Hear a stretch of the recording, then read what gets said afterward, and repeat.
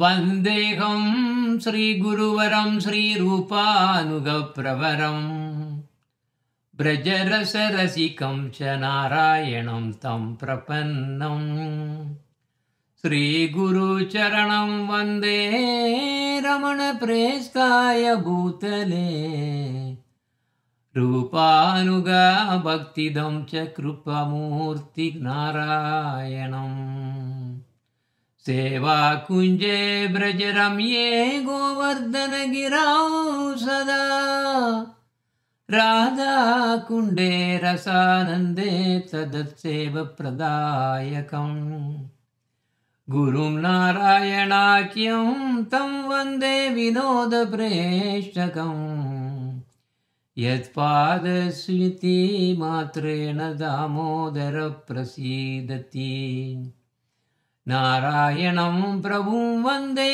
करुणागणविग्रहं रागमार्गभक्तिं तत्त्वा तारयति त्रिभुवनम्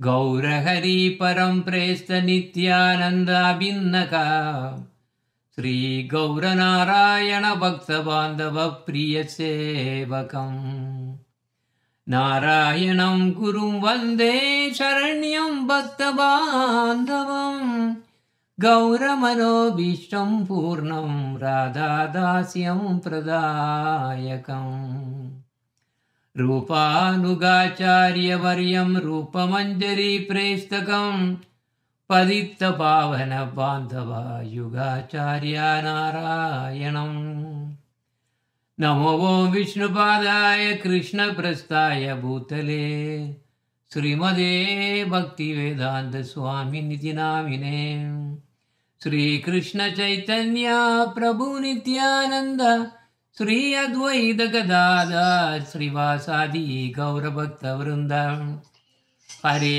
कृष्ण कृष्ण कृष्ण हरे हरे हरे राम राम राम हरे हरे ரெண்டாவது சாப்டர்ல என்னன்னா ஜீவனின் நித்திய தர்மம் நிரந்தரமானது பரிசுத்தமானதுங்கிறது சாப்டரோட டைட்டில். அதை நம்ம படிக்க ஆரம்பிப்போம். படிக்கும்போது நான் கொஞ்சம் ஸ்கிப் பண்ணுவோம் சில சமயம். பட் ரொம்ப ஃபாஸ்ட்டாகவும் போனாலும் புரியாது. அதனால் ஒரு குறிப்பிட்ட ஸ்பீடில் போகிறேன். அடுத்த நாள் காலை சன்னியாசி தாக்கூராவுக்கு பரமஹம்ச பாபாஜியிடம் எதுவும் கேட்க சந்தர்ப்பம் இல்லை. காரணம், பரமஹம்சி பாபாஜி அன்று பிரஜபாவத்தில் முழுவதாக மூழ்கியிருந்தார். மதியம் அந்த கிராமத்து வீடுகளில் இருவரும் பிச்சை எடுத்த பின்னர் பரமஹம்ச பாபாஜியும் சன்னியாசி தாக்கூராவும் ஸ்ரீ மாதவி மாலதி மண்டபத்தில் திண்ணையில் சேர்ந்து உட்கார்ந்துருக்காங்க. அப்போ பரமஹம்ச பாபாஜி சன்னியாசி தாக்கூரா கிட்ட கேட்காரு, ஓ சாதுக்களில் மிக உயர்ந்தவரே, நேற்று நீர் தர்மத்தை பற்றி நீர் கேட்டீர். தர்மம் இல்லை 3, அதாவது ஜீவன், பகவான், ஜீவன், அதுக்கு பிறகு பிரகிருதி இது இருக்குது. உங்களோட தர்மம் என்னங்கிறத நம்ம பார்த்தோம். அப்போ அதில் ஏதாவது கொஸ்டின் இருக்கா அப்படின்னு கேட்காரு. அதுக்கு சொல்லுவார். அப்போ அந்த பரமானந்தத்தில் மிகவும் திளைத்திருந்த சன்னியாசி தாக்கூரா உடனே கேட்கார், ஓ பிரபு, எனக்கு ஒரு கொஸ்டின் இருக்கு. அப்போ என்ன கொஸ்டின்னா,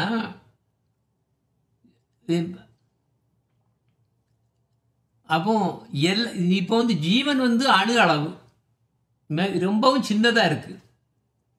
அதோட நித்திய தர்மம் எப்படி பரிசுத்தமாக இருக்க முடியும், பரிசுத்தமாகவும் முழுமையாகவும் இருக்க முடியும்? அது ரொம்ப சின்னதாச்சே. இப்போ பகவானை பற்றி சரி, அவர் முழுமையாக உள்ளவர், பரிசுத்தமானவர்களும் தெரியுது. ஆனால் ஜீவன் அல்பமான ஒரு ரொம்பவும் சின்ன ஒரு அணு இல்லையா? அந்த ஜீவனுக்கு எப்படி இந்த மாதிரி தன்மை இருக்கும் அப்படிங்கிறது. அப்போ இந்த தர்மம் ஜீவனுக்கு எப்படி அவங்களோட தர்மம் நிரந்தரமாக எப்படி இருக்க முடியும், நிரந்தரமாகவும் பரிசுத்தமானதாகவும் எப்படி இருக்கும் அப்படின்னு கொஸ்டின். அதான் இந்த சாப்டரோட டைட்டிலே. இந்த கொஸ்டினை கேட்ட உடனே பரமஹம்ச பாபாஜி ஸ்ரீ சச்சினந்தன் கௌரஹரியின் மலர்பாதங்களை தியானித்து அப்புறம் சிரிச்சுக்கிட்டே அவர் சன்னியாசி தாக்கூரா கிட்ட சொல்லுறாரு, ஐயா, ஜீவன் அணு அளவில், அதாவது அது அது வந்து அளவில் வந்து சின்னதாக இருந்தாலும் அது நித்திய தர்மம் உண்மையில் முழுமையாகவும் பரிசுத்தமானதாகவும் ஆனதே. அந்த அணு அளவான தரத்தை பொறுத்து ஆன்மீக குணம் குறைவதில்லை. ஆன்மீக குணம் அப்படியே இருக்கு. ஆனால் வீக்காக இருக்கனால தான் அது அப்படியே எனது மாயையில் மாட்டிடுது. அதுதான் அவர் சொல்லி கொடுக்காரு. அதன் அணு அளவான தரத்தை பொறுத்து ஆன்மீக குணம் குறைவதில்லை. பரபிரமமான ஸ்ரீ கிருஷ்ண சந்திரர் மட்டுமே அளவற்றவர். அவர் வந்து பிரகத் வஸ்து. அவரது அளவற்ற ஆன்மீக அணுப்பொருட்கள் வந்து எல்லாம் ஜீவன்கள். எப்படின்னா, ஒரு பெரிய தீயிலிருந்து பெரிய தீயிலிருந்து தோன்றும் தீப்பொறி அதை மாதிரி தான் ஜீவன்கள். தீப்பொறி, அந்த பெரிய தீ தான் கிருஷ்ணர். அதில் வரக்கூடிய பொறிகள், நம்ம பார்க்கக்கூடிய பொறிகள் வந்து அதுதான் இந்த ஜீவன்கள். தீப்பொறிக்கு எவ்வாறு சூடு, வெளிச்சம் எல்லாம் தன்மை இருக்கு. அதே மாதிரி ஒவ்வொரு ஜீவாத்மாவுக்கும் கிருஷ்ணனுடைய ஆன்மீக தன்மை இருக்கு. ஆனால் ஒரு சிறு நெருப்பு பொறிக்கு வேண்டிய அளவு, அதே நேரத்தில் அந்த ஒரு சின்ன பொறியாக இருந்தாலும் கூட அதுக்கு நிறைய வேண்டிய அளவுக்கு எரிபொருள் இருந்துன்னு வச்சுக்கும். அது பெரிய தீயை உண்டாக்கிறோம். ஒரு சின்ன ஸ்பார்க் தானே வேணும், அது பெரிய தீயை உண்டாக்கிடும். அதனால் அப்போ அந்த தன்மை இருக்குது. இதே மாதிரி ஒரு சிறு ஜீவனுக்கு பிரேமையின் உத்தம பொருளான கிருஷ்ண சந்திரரின் அருள் கிடைத்தால் இந்த உலகத்தையே அந்த ஜீவன் ஆன்மீக உணர்வில் மூழ்கடிக்க முடியும். ஆனால் தீப்பொறியை அதே போல ஜீவன் வந்து தன்னோட மூல காரணமான ஸ்ரீ கிருஷ்ணகிட்ட சேர்ந்திருந்தால் மட்டும்தான் இது முடியும். ஏன்னா தீப்பொறி தனியாக வெளியே விழுந்துன்னு வச்சுக்கோ, அது தன்னோட சக்தி போயிடும். இப்போ பார்த்தீங்கன்னா எப்படி வருது, நம்ம சூரியன் இருக்கு. அப்போ அதாவது பகவான் வந்து சூரியன் மாதிரி. அவர்கிட்டருந்து வரக்கூடிய கதிர்கள் பார்த்தீங்களா, அந்த இதில் படத்தில் பாருதில்ல, அந்த கதிர்கள் வர்றது மாதிரி இதுதான் அவ்வளவும் இந்த அணு இதுதான் நம்ம ஆத்மாக்கள். அப்போ அந்த ஆத்மாக்கள் வந்து கீழே விழும்போது எல்லாம் அது ஜீவன் ஆகுது. அப்போ இந்த ஜீவன் அதாவது ஆத்மாவோட சைஸ் எப்படின்னா நம்ம டிப் ஆஃப் த ஹேரை எடுத்துக்கிட்டு அதை 1000 மடங்காக இதாண்டு வெட்டிட்டோம்னா, அதை ஒன்றை எடுத்து புண்ணு அதையும் அதே மாதிரி 1000 மாட்டு பாகமாக எடுத்தோம்னா அதில் ஒன்று தான் அதோட பவர். அதுக்கு என்ன அர்த்தம்னா, நம்மளால் பார்க்க முடியாது, ரொம்ப அணுச்சத்து, ரொம்ப சின்னது. ஆனால் பகவான் வந்து ரொம்ப மெஜஸ்டிக் அப்படிங்கிறது. அப்போ அது கொஸ்டின் என்னன்னா, அணுச்சித்தான ஜீவனுக்கு எப்படி அதன் தர்மம் முழுமையானதுங்கிறது தான் கொஸ்டின். அப்போ அதில் தான் அவர் அதை சொல்லி கொடுக்காரு. எப்படி ஒரு பெரிய நெருப்பு இருக்குது, அதில் இருந்து தீப்பொறிகள் வெளியே வருது. அந்த தீப்பொறிகள் தான் நம்ம வந்து ஆத்மா மாதிரி. அப்போ அந்த அவர் பகவான் கூடால இருக்கும்போது அது என்ன பண்ணுது, அது தீ தான், அதுவும் தீ தான். நீங்கள் பாருங்கள், ஒரு சின்ன இரும்பை எடுத்து நீங்கள் இதில் பட்டு அப்படியே அது தீ தான், அப்படியே பளபளன்னு இருக்கும், தீயாக இருக்கும். ஆனால் இதே தீப்பொறி வெளியே வந்துட்டுன்னு வச்சுக்கோம், கிருஷ்ணரை விட்டு வெளியே வந்துட்டுன்னு வச்சுக்கோம், அப்போ அதோட சக்தி குறைஞ்சிடும். அப்போ நம்ம அதுக்கிட்ட அந்த துணி, அந்த பெரிய எரியக்கூடிய இடத்துக்கு நம்ம போனோம்னா நம்மளே எரிச்சு போடும். சட்டெல்லாம் சுத்தம், இப்போ பக்கத்தில் போனாலே எரிச்சு போடும். ஆனால் சின்ன பொறி, அதுலேருந்து வரக்கூடிய சிறு பொறி நம்ம ஷர்ட்டில் உழுது, அது என்ன பண்ணோம், அதில் ஒரு ஹோல் போட்டுட்டு அந்த அப்படி செத்து போயிடும். அதோட முடிஞ்சு ஒரு ஹோல் போட்டுட்டு அதோட முடிஞ்சு. சரி, அப்போ அது என்ன பண்ணுது, அது கிருஷ்ணர்கிட்ட வெளியே வந்து வச்சுன்னா சக்தி போயிடுது. ஆனால் முழு சக்தி அதுக்கு இருக்குது. எப்போ கிருஷ்ண கூடால இருக்கும்போது தான் சக்தி, அது முழு சக்தி. மற்றபடி இது இருந்தால் கொஞ்சம் தான் இருக்கும். இதே போல் தான் ஜீவனும் ஸ்ரீ கிருஷ்ணரை விட்டு வெளியே விழுந்தால் அது தன் சக்தியை இழந்து விடுகிறது, முழு சக்தியை இழந்து விடுகிறது அப்படிங்கிறது அவர் சொல்லிக் கொடுக்காரு. அப்போ ஜீவனின் நித்திய தர்மம் என்ன, இதை பற்றி நான் வந்து மேலும் கேட்போம். நம்ம அதான் போன கிளாஸில் அதான் கேட்டோம். நித்திய தர்மங்கிறது எனது ஜீவனுக்கு வந்து முக்கியமான தர்மம் என்னென்னா, ஜீவரி சொருப்பகையா கிருஷ்ணர் நித்திய கிருஷ்ணருக்கு வந்து பர்மனண்டாக சேவகன், அதுதான் ஜீவனோட உண்மையான தர்மம். அது எப்படி பிரேமையுடன் சேவை செய்வது. அப்போ இந்த ஜீவன்கள் வந்து ஆன்மீக உணர்வு உள்ளவை. அவை உணர்வற்ற ஜடப்பொருட்கள் அல்ல. ஜடப்பொருட்களை மிகவும் மேலான ஆன்மீக வஸ்து தான் ஜீவன். ஜீவன்களின் நித்திய தர்மம் பிரேமை. இங்கே தான் முடியுது. பிரேம பக்தி தான் கடைசியில் வருது. இப்போ பிரேமையின் நித்திய தர்மம் கிருஷ்ண சேவை. பார்த்துக்கோ நீ ஜீவனோட நித்திய தர்மம் பிரேமை. பிரேமை எப்படிப்பட்டது? அது கிருஷ்ண சேவையை தான் மூடும். அப்போ நம்ம கிருஷ்ண சேவை பண்ணணும்னா பிரேமை இல்லைன்னா பண்ண முடியாது. அதனால தான் நம்ம நோக்கம் பிரேமை வேணுங்கிறது தான் முக்கியமான நோக்கமாக இருக்கணும்.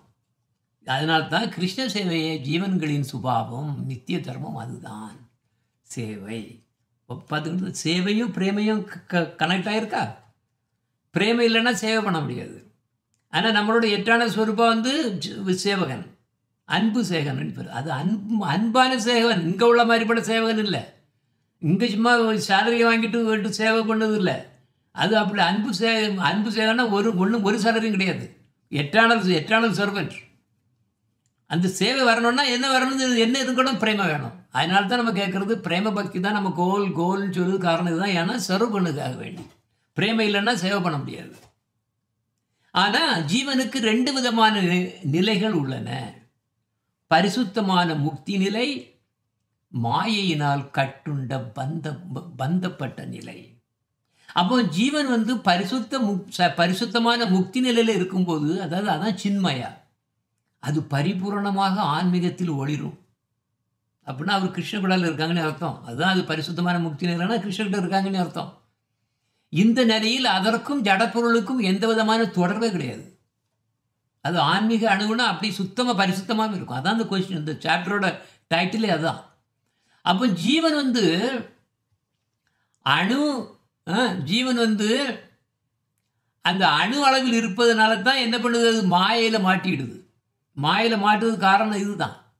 ஆனால் அளவற்ற நிலையில் கிருஷ்ணர் இருக்கிறதுனால அவரை எதுவுமே கட்டுப்படுத்த முடியாது. ஆக்சுவலாக உண்மையிலே சொல்லப்போனால் என்னென்னா, கிருஷ்ணர் மாயை கிருஷ்ணருக்கு கட்டுப்பட்ட ஒரு அல்பமான ஜடசக்தியாகும். ஒரு அல்பமானது, இன்சிக்னிஃபிகண்ட் ஜடசக்தி. அப்போ கிருஷ்ணர் தான் எல்லா பொருள்களுக்கும் மூலம். அவர் தான் நித்தியமானவர், பரிசுத்தமானவர். அவர் தான் முழுமையான ஆன்மீக பொருள். ஆனால் ஜீவனோ அணுவஸ்து, ஒரு மிகச்சிறு பாகம். எனவே அது இலகுவாக தன் சுயநிலையிலிருந்து அசைக்கப்பட்டு விடுகிறது. ஜீவனின் உண்மையான நிலை நிரந்தரம், முழுமை, நித்திய வஸ்து மற்றும் பரிசுத்தமானது. இந்த நிலையில் ஜீவன் தன் நித்திய தர்மத்தை எந்த விதமான குறையும் இன்றி செய்கிறது. அப்போ பரிசுத்தமாக இருந்தால் தான் இந்த தர்மத்தை பண்ண முடியும். அப்போ அந்த பரிசுத்தம் வரும்போது எப்போ வரும்? பரிசுத்தம் வரும்போது அது கிடைக்கும்போது ஆட்டோமேட்டிக்காக பிரேமை நிற்கும். பிரேமை வந்தாச்சுன்னா பரிசுத்த நிலைக்கு வந்தாச்சுன்னு அர்த்தம். அதனால தான் எப்போவுமே நம்ம சேன் பண்ணுங்கிறது என்ன பண்ணு? பிரேம பக்தி கொடுக்கறது தான் சேன் பண்ணுறோம். அப்போ அது கொடுக்கலன்னா நம்ம ஏதோ சம்திங் ப்ராப்ளம், நம்ம சேன் பண்ணல தான் பிரச்சனை இருக்குன்னு அர்த்தம். அதான் சொல்லுது. எனவே இந்த நிலையில் ஜீவன் தன் நித்திய தர்மத்தை எந்த விதமான குறைபாடு இன்றி அப்படி செய்யும். ஆனால் அது ஸ்ரீகிருஷ்ணரை மறந்து மாயையில் மாட்டி கிடைக்கும் போது தான் தன்னுடைய நிஜமான நிலை எப்படி மாறி எதிராக மாறிடுது. ஃப்ரெண்ட்ஷிப்பில் இருந்து மாதிரி, அதாவது அந்த மாதிரி ஆப்போசிட் ஆயிடுது. கிருஷ்ணருக்கு சர்வ் பண்ணது போலாற்று நான் என்ன பண்ணேன்? நான் கிருஷ்ணர் மாதிரி நான் தான் கிருஷ்ணர், நான் எஜமானா இருக்கணுங்கிறதுக்காக வேண்டி தான் இங்கே வந்தது. அதுக்கு தான் வந்தது. ஜடலோகத்தை என்ஜாய் பண்ணதுக்கு வந்தது. கடைசியில் மாட்டிட்டு கிடக்கிறோம் அங்கே. இப்போ அவன் அப்படி எதிராக மாறி பரிசுத்தத்தை இழந்து அடைக்கலம் இல்லாமல் இந்த அனாதியாக போயிடுது. தன்னுடைய நலத்தால் உந்தப்பட்டு பூத உலகங்களில் விழுந்து கஷ்டங்களில் சிக்கிக் கொள்கிறது. இவை அனைத்துக்கும் காரணம் ஜீவன் ஸ்ரீகிருஷ்ணரையும் தன் நித்திய சுபாவமான கிருஷ்ணர் சேவையும் மறந்ததே. இதுதான் பிரச்சனை. மறந்து போச்சு. இது மறந்து போனதுதான் ப்ராப்ளமே. இப்போ அப்போ ஜீவன் தன்னுடைய பரிசுத்தமான நிலையில் இருக்கும்போது அது உண்மையான சுயதர்மம் எப்படி கிருஷ்ண சேவையை தான் பண்ணிட்டு இருக்கோம். அப்போ இப்போ எப்படி நம்ம எப்படி சம்பந்தப்பட்டங்கிறது நான் சொல்ல. ஸ்ரீகிருஷ்ணன் சூரியனை மாதிரி, நாம ஜீவன் ஒளிக்கதிர்கள் மாதிரி இல்லையா? அப்போ ஜீவன்கள் 2 நிலையில் இருக்குன்னு சொன்னோம். சுத்த அவஸ்தா, சுத்தமான நிலை, அதுதான் முக்தி அடைந்த நிலைன்னு நான் சொன்னேன். அதே மாதிரி விழுந்த நிலை வந்து பத்த அவஸ்தாண்டி. அப்போ பகவானுக்கிட்ட எப்படி ஜீவன்கள் வந்து 2 விதமான ஜீவன்கள் இருக்குது. ஒன்று பத்த அவஸ்த ஜீவன், அப்புறம் இன்னொன்று சுத்த அவஸ்த ஜீவன். சுத்த அவஸ்த ஜீவன் வந்து மாயை தொடாது.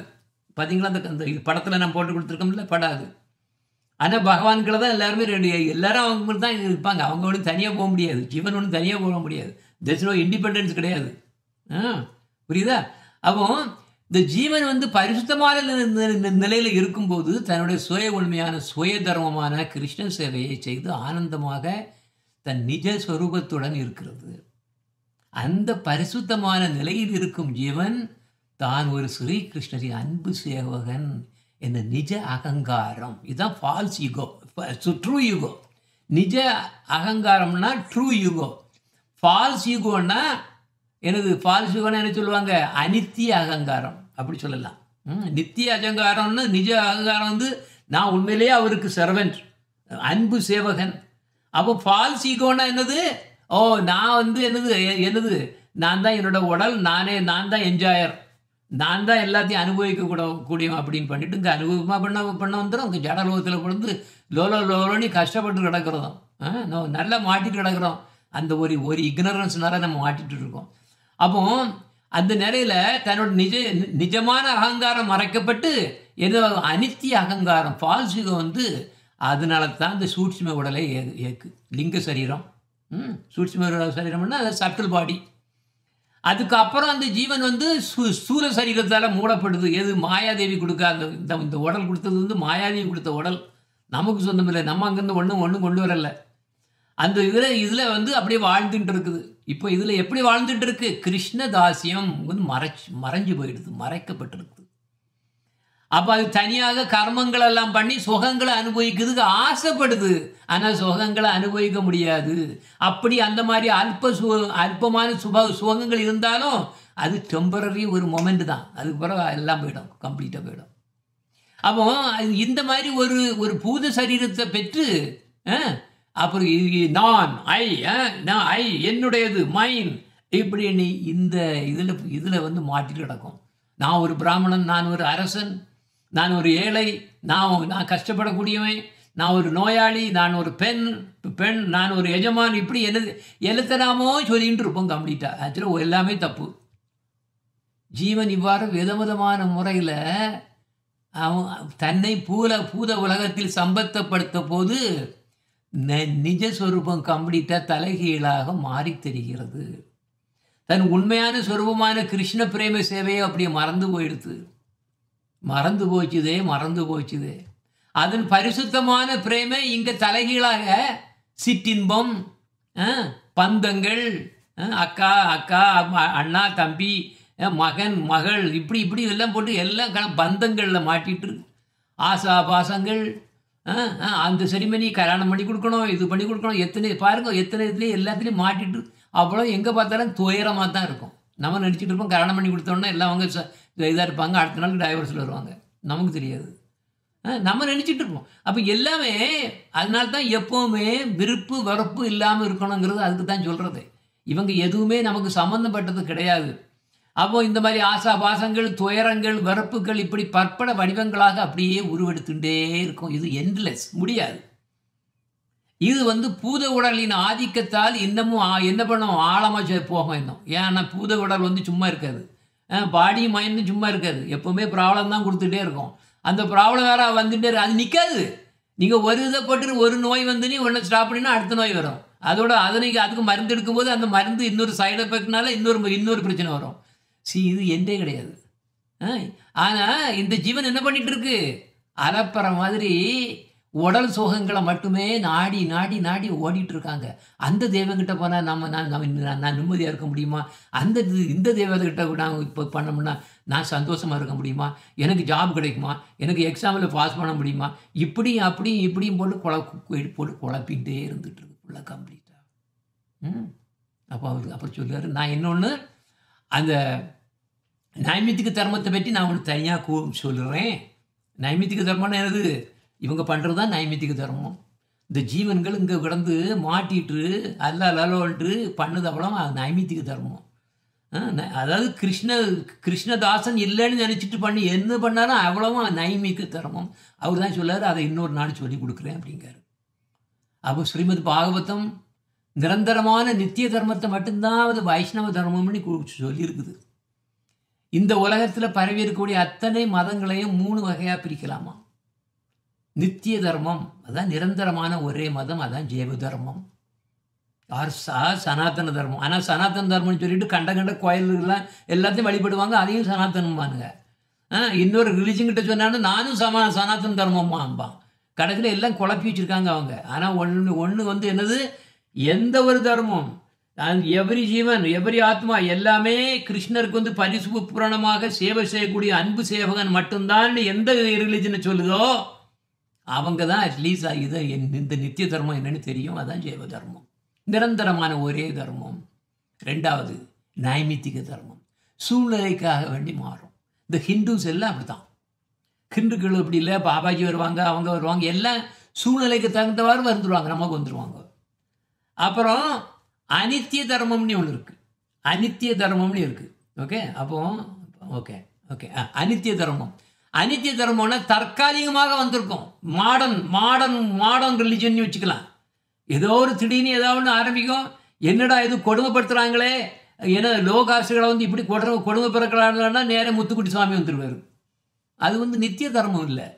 அது ஒரு காரணத்துக்காக வேண்டி காரணத்தாக வந்தவர் தான் வரும். அதில் அது தற்காலிக மதம் தான் அது. அப்போ நித்திய தர்மம் வந்து எது கிருஷ்ணருக்கு மட்டும்தான் அன்பு சேகம் செய்யக்கூடிய மட்டும்தான் தான் நித்திய தர்மம். இதை நல்லா ஞாபகம் வச்சுக்கணும். அப்போது நித்திய தர்மங்கிறது என்னன்னு சொன்னேன், நான் கிருஷ்ணரோட சேவகன் அப்படின்னு பண்ண நித்திய தர்மம். அப்போ ஆனால் அதே சமயத்தில் இந்த விழுந்தது இருக்கு இல்லையா, விழுந்தது கீழே விழுந்தது அவ்வளோ ஃபாலோ பண்ணுது, அவ்வளோ நைமித்திக தர்மத்தை பிடிச்சிட்டு இன்னைக்கு நைமித்திக தர்மத்தை பிடிச்சிட்டு அந்த மதம் இந்த மதம் கணபதி வர்ஷிப்பு, துர்கா வர்ஷிப்பு, இந்த வர்ஷிப்பு, சிவா வர்ஷிப்பு, அதுக்குன்னு எல்லாம் எங்கெங்க இல்லாமல் ஓடிட்டு கிடக்கிறாங்க ஃபுல்லாக கம்ப்ளீட்டாக. இதெல்லாம் நைமித்திக தர்மங்கள். அப்போ ஹிந்து மதம் ஆக்சுவலாக நைமித்திக தர்மம் தான். அதனால தான் சில புறப்பாக சொல்லுவார், எல்லாரும் நாமளும் ஹிந்துன்னு நினச்சிட்டு இருக்காங்க, நாம ஹிந்து கிடையாது.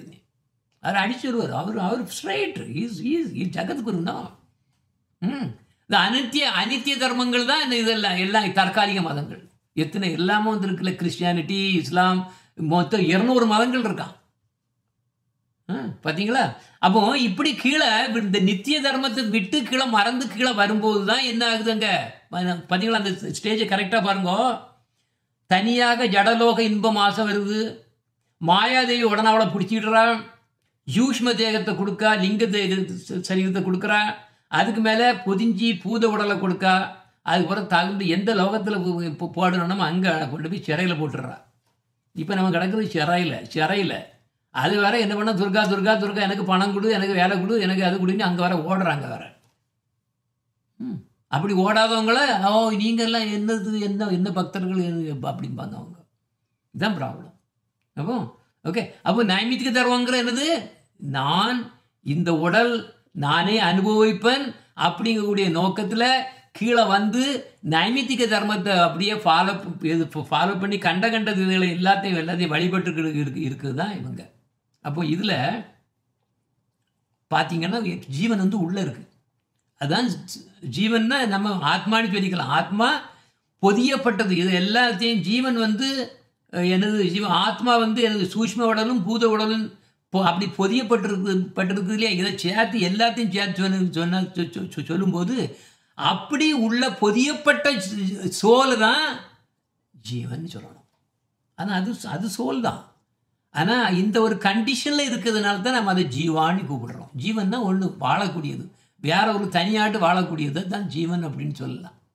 ஓகே, அப்போ அனித்திய தர்மத்தை பற்றி அனித்திய தர்மத்தை பற்றி அனித்திய தர்மத்தை சார்ந்த அனித்திய தர்மம் எது மூணாவது நான் சொன்னது, மூணாவது சொன்னபடி அனித்திய தர்மம். அந்த அனித்திய தர்மத்தை பற்றி, அதாவது மாடர்ன் ரிலிஜியன்ஸ் 200 ரிலிஜியன்ஸ் இருக்குது. இவங்க வந்து உண்மையிலே ஈஸ்வரர் யாருங்கிறது, அவர் என்ன பண்ணாரு யாருன்னு ஒன்றுமே சொல்ல முடியாது அவங்களால. சும்மா நீ அதை இது வேணும் 5 நேரம் கும்பிடணும், இல்லைன்னா நீ கும்பிடலைன்னா ஒன்றுனா கொண்டு போடணும், இவங்க இப்படி தான் பண்ணிட்டு இருப்பாங்களே தவிர யார் கடவுள் என்ன பண்ணிட்டு இருக்காரு, அவருக்கு என்ன எப்படி இருக்காரு ஷேப்னு தெரியாது, சுத்தமாக தெரியாது. அவங்க டிஸ்கிரிப்ஷனே கிடையாது, வராது. ஏதோ பிதா இருக்கார், பிதா யார் பிதாவை சொல்லுப்பா, யார் பிதான்னு சொல்ல, யார் பிதா பரமண்டலத்தில் இருக்கும் பிதாவேன்னு சொல்கிறீங்களோ, ஆமாம் அந்த பிதாவை காணிங்கோ, யார் எப்படி இருப்பார், அவருக்கு கலர் என்ன, நேரம் இது என்ன பண்ணிட்டு இருக்காரு, எங்கே இருக்காரு, ஒன்றும் தெரியாது. பிதாவேன்னுருவாங்க, முடிஞ்சு. அப்போ இதெல்லாம் அனித்திய தர்மங்கள். இந்த அனித்திய தர்மங்களை நோக்கி ஓடும்போது அப்போ அந்த ஜீவன் வந்து ரொம்பவும் கீழே விழுந்தாச்சுன்னு அர்த்தம். கீழே விழுந்தாச்சுன்னு அர்த்தம். நைமித்திக தர்மமாவது ஓகே. இந்த ஹிந்துவிசம் எப்படிப்பட்டதுகளெல்லாம் சொல்லப்போனால் சனாத்தன் தர்மம்னு அவங்க சொன்னாலும் கூட அது ஓரளவுக்கு க்ளோஸாக இருக்குது, நித்திய தர்மத்துக்கு வந்துடுவாங்க. ஆனால் இந்த அனித்திய தர்மம் இருக்க ஒரு நாள் வந்துடுது. அதனால தான் அதை நான் வேதிக்கும்பாங்க. அப்போ நித்திய தர்மத்தையும் நைமித்திக தர்மத்தையும் வேதிக்குன்னு சொல்லலாம். ஆனால் அனித்திய தர்மம் இந்த மாடர்ன் இதெல்லாம் இருக்குல்ல, இது வந்து கம்ப்ளீட்டாக எனக்கு தற்காலிக மதம், அது நான் வேதிக் ரிலிஜியன்ஸ். புரியுதா? அது மட்டும் இல்லை, இந்த அனித்திய தர்ம மதங்கள் என்ன பண்ணுமா, நான் படிச்சுட்டு தான் இருக்கேன், நான் சொல்கிறது அதான் படிச்சுட்டு இருக்கேன். அவங்க வந்து ஜீவனின் அழியாத தன்மையை நம்ப மாட்டாங்க. ஏதோ ஒரு ஜட்மெண்ட் டே வருது, அதோட என்ன அப்படின்ட்டுருவாங்க. இல்லை புத்த மதத்தை பார்த்தோம்னா அது புத்த மதம் வந்து அனித்திய தர்மம். புத்த மதம் வந்து எல்லாம் நிர்வாணத்தில் போயிடும், அதுக்கப்புறம் என்ன நடக்குன்னு தெரியாதும்மா. நாஸ்திகமும் அதே மாதிரி தான். அப்போ நம்ம பார்த்தோம்னா என்ன பார்த்தீங்களா, இதுதான் 3 விதமான தர்மங்கள் நான் பேசிகிட்டு இருக்குது. நித்திய தர்மம், நைமித்திக தர்மமும், அனித்திய தர்மமும். அந்த நித்திய தர்மம் தான் எனது ஏகமனதாக எனது கிருஷ்ணரை மகிழ்ப்பதை மட்டும்தான் குறிக்கோளாக கொண்டது. அதான் அந்யாபிலாசித்த சூன்யம் ஞான கர்மாதி அனாவிருத்தம் கூலியன கிருஷ்ணான்னு சிலனம் பக்தி உத்தமாங்கிறது இதுதான் அது. அப்புறம் நைமித்திக தர்மங்கிறது பிற தெய்வ வழிபாடு, என் தன்னை மகிழ்வுக்காக வேண்டி பிற வழிபாடு, பிற கடவுளை அது என்ன டெமிகாட்ஸு, அதாவது பகவானோட சர்வன்ஸை வந்து போய் இது பண்ணுது, ஊழியம் பண்ணக்கூடியவங்ககிட்ட அவங்கள போய் வழிபடுது. அதுதான் வேதங்கள் அதைத்தான் சொல்லிகிட்டு இருக்கு மெயினாக. பூஜைகள் என்ன கடவுள் வழிபாடு எதுக்கு, தன்னோட மகிழ்ச்சி மட்டும்தான் பண்ணுவாங்க அவங்க. பூஜைகள் அது பண்ணி எதுக்கு பண்ணுவாங்க, பேரு புகழ் சொர்க்க ஆசை மோட்சாதை மோட்சத்துக்கு போகிறது இதெல்லாம் வந்து நிற்கும். அதுவும் நைமித்திக தர்மம். மோட்சம் வேணும்னு ஒருத்தன் ஓடனாலும் அது நைமித்திக தர்மம். ஆக்சுவலி சொல்லப்போனால் அந்த வகையில் யாரெல்லாம் எனக்கு வைகுந்தம் போனோன்னு இந்த மோட்சம் போயின்னு இருக்கு அப்படி கேட்கக்கூடியவங்களும் நைமித்திக தர்மம் தான். அது நித்திய தர்மம் இல்லை இந்த டெஃபினிஷன் பிரகாரம். ஏன்னா மோட்ச ஆசை இருக்கிறதுல இதான் ப்ராப்ளம். அனித்திய தர்மம் வந்து நான் சொன்னேன், அதான் எது நாஸ்திகம் வந்து அனித்திய தர்மம். அவங்களுக்கு இதே கிடையாது. இல்லைன்னா நான் கடவுள் அப்படிமா, நான் தான் கடவுளுமா. அது சங்கராச்சாரியர் அவங்களோட மாயாவாதிசம். ஸோ மாயாவாதம் இது எல்லாமே அனித்திய தர்மம்.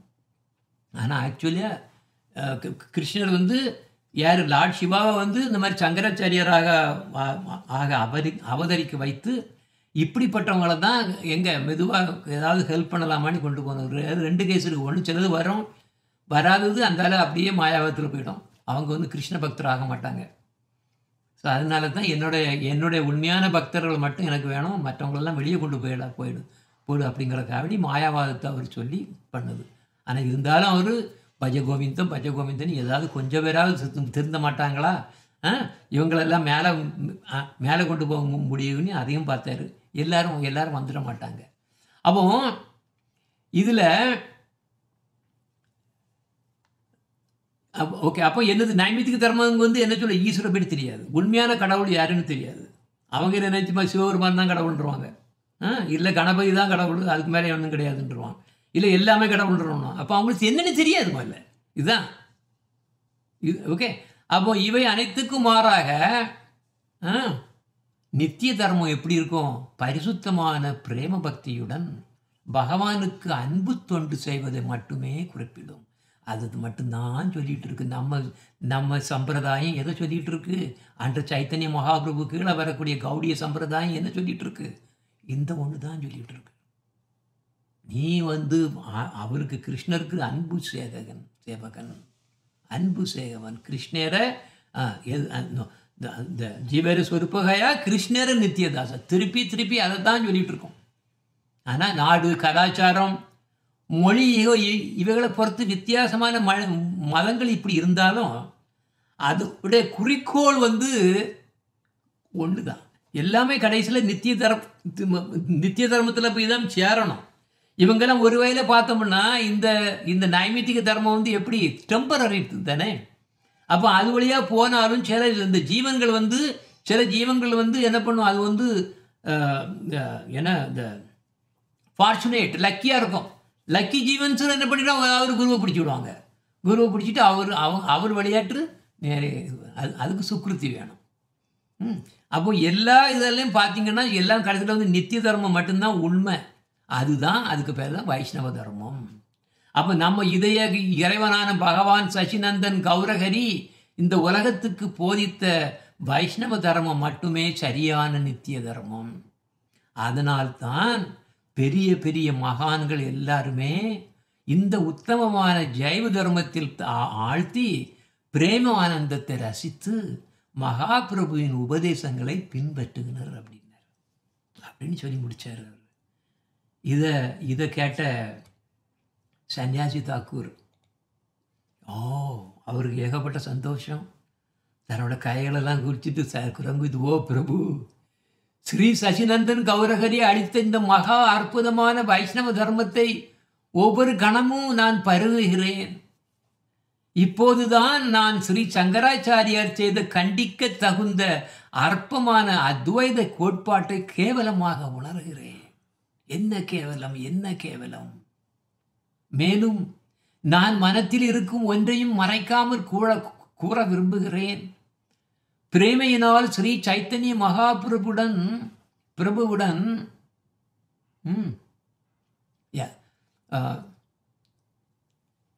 மகாபிரபுவுடன் காணப்பட்ட மகாபாவம் மிகவும் உயர்ந்தது என்று நான் அறிவேன். ஆனால் இந்த மகாபாவம் பாவபக்தி, நம்ம பாவம்னா இது இல்லை, பாவம்னா சின்ன இல்லை, பாவம்னா பாவபக்தி. இந்த மகாபாவ பக்தி அத்வைத யோகிகள் சமாதி நிலையில் ஐக்கியமாகும் அத்வைத சித்தி என்ற நிலையிலிருந்து வேறுபட்டதான்னு கேட்டார்.